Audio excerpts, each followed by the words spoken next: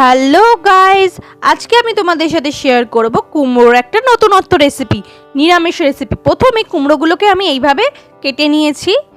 তারপরে নিয়ে নেব সাদা সর্ষে, কালো সর্ষে, কাঁচা লঙ্কা আর নুন, একটা পেস্ট বানিয়ে নিলাম। তারপরে প্যানে সর্ষের তেল গরম করে একটা একটা করে কুমড়ো আমি দু পিঠি খুব ভালো করে ভেজে নেব।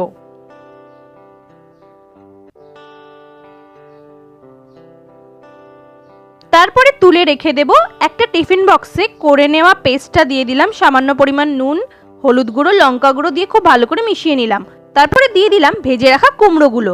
তারপরে ওপর থেকে দিয়ে দিলাম গোল গোল করে কেটে রাখা টমেটো, আর ওপর থেকে সামান্য পরিমাণ ধনেপাতা, আর দিয়ে দেব 1 চামচের মতো সর্ষের তেল। এরপরে একটা প্যানে জল নিয়ে সেটাকে খুব ভালো করে গরম করে দিয়ে দেব টিফিন বক্সটা স্টিম হতে 15 থেকে 20 মিনিটের মতো। ব্যাস তৈরি হয়ে গেল আমাদের নিরামিষ কুমড়ো ভাপা। এটা কিন্তু গরম ভাতের সাথে অসাধারণ লাগে।